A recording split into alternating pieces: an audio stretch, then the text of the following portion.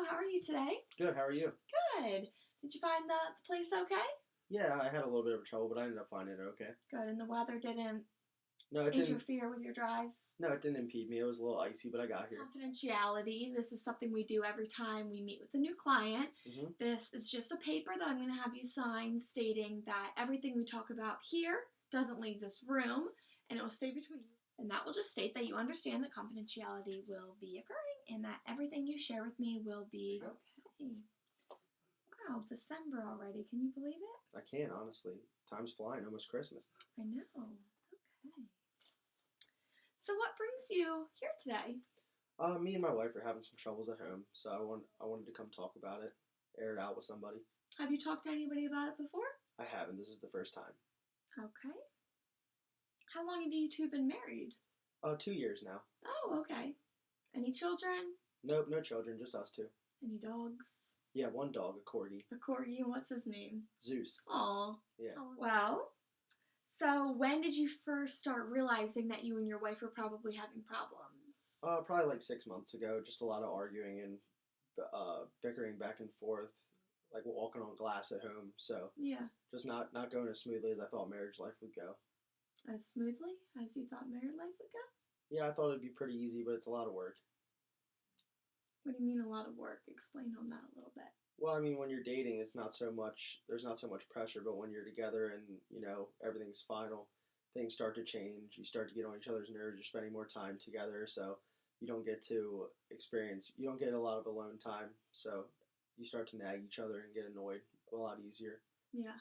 The alone time. So when you do need alone time, is there a way you can get it? Is there an escape you can have from the reality of marriage? Well, I like to go play golf and do things with my friends. Every time I go, it leads to an argument because she doesn't want me to leave. So then it just causes me to get upset, yell at her. Then I end up leaving anyways. So we always end up leaving with fights, and we don't ever resolve anything.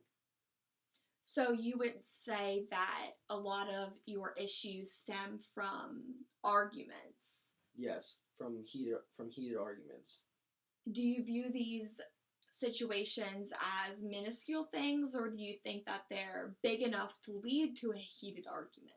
Well, I thought they were just like speed bumps and just little things that you can just push to the side and get over with. But when this keeps happening, it's more like a snowball effect, and as it keeps going, it just seems like it just keeps making everything worse. So you think it's nothing, but it actually leads to something bigger, and that's what I'm nervous about. Right. And have you talked to her about this at all? We talk about it, but then it always leads to an argument, and we don't really get anywhere or resolve anything. So that's why I feel like I needed to come talk to somebody else and get an outsider's point of view. Right. Are any of your other friends married? No, none of them. No. So when you do stuff with friends, you are doing it with other single people? Yes. And how about her friends? Any of her friends married? Just one. Do you hang out with them a lot? Yeah, every once in a while. And does her friends argue a lot when they're together? No, I don't think so. I mean, they don't show when we're with them. Argue a lot about little situations. Yeah, I tell her don't sweat the small things, but she always says that they're not small, but I think that they're small. So that's another area where we don't come to a conclusion. We think differently on the subject. Right, so it's almost like a miscommunication? Yeah, it's a lot of miscommunication.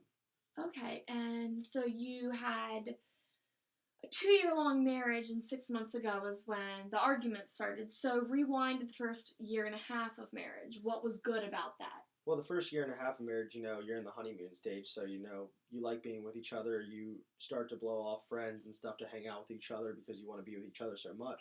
But then as marriage goes on, you want more independence because you see them all the time, so you want to do other things. And I think that that's where we started to go wrong because I like to go do things by myself and with other people, but she's more of like a homebody, so she likes to stay at home and not do as many things.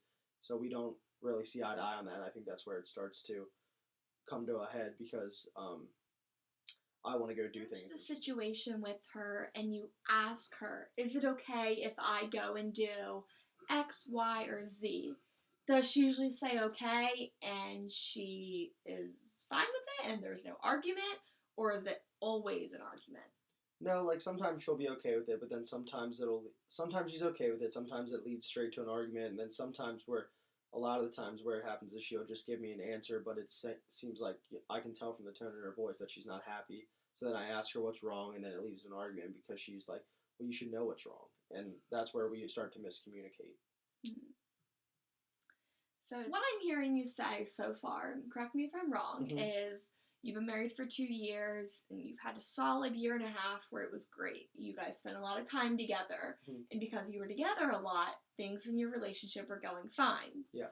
But now that you guys are realizing, like, okay, this is our life, like, we're going to be married, we're going to come back home to each other every night, then you're trying to do different things, for say, without her. Yes. Just with your friends, correct? Mm-hmm.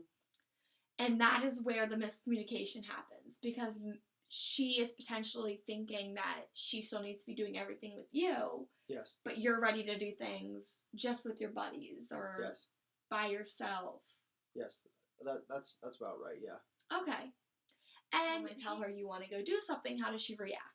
That's when she gets a little upset because, of course, she probably wants to see me, but I also would like to do different things than just be at the house. Right. So that's where it comes to a point where we get in little arguments and stuff because I come home and think it's okay for me to run off and go do something, but she'd like to spend time with me. Right. Okay. Yeah, I get that. So, do you think that maybe talking to her and explaining that you don't always want every situation to end up in some sort of argument would help your relationship? Yeah, I think if I talked to her about it and we had a calm talk about it, it would help, but it's hard because we always end up with arguments. So. Right. Okay. Have you ever thought about a marriage counseling? Together? Yeah. Yeah, we've talked about it, but we figured it hasn't been too long, so we don't think that it's a necessary step yet. Okay. So she doesn't know I'm here, so I'm doing this one by myself. You approach the situation of couples counseling with her. You don't necessarily have to be at a dangerous point in your relationship to seek out couple counseling. I know many professionals that seek out counseling for themselves, not because they're at a dangerous point or a scary point, but they just want to talk to somebody else who doesn't know them and air off steam.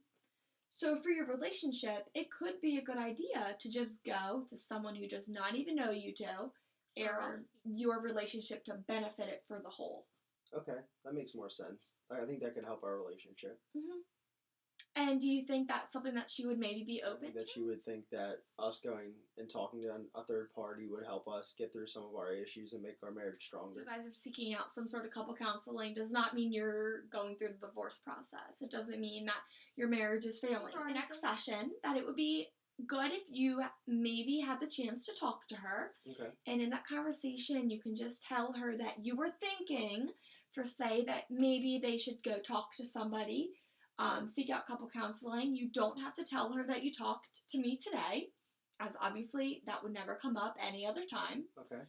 And after you talk to her, if that's something you need, or you can go to another marriage therapist, and if she's not on board with it, and you still want to continue to seek help for yourself, I would be more than glad to talk to you. That'd be great. I think that's a great idea, and you're very helpful, and I think that this is going to help myself grow, and also I think this is going to help my marriage as a whole. Okay. Well, thank you very much, and I hope you drive safe in the ice out there today. Yeah, it's going to be